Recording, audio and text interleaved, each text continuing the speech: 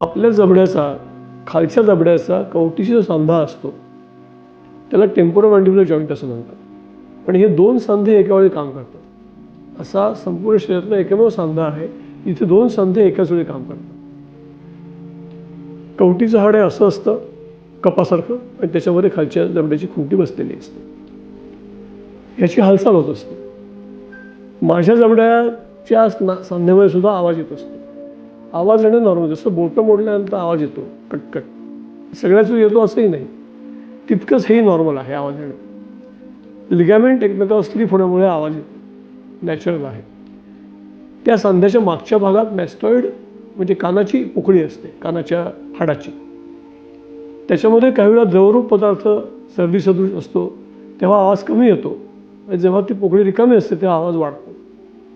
तेव्हा आवाजाला घाबरून जायची गरज नाही आहे. आवाज जर वारंवार येत राहिला आणि त्याच्याबरोबर वेदना व्हायला लागल्या तर तो कॉग्निसेबल मुद्दा आहे.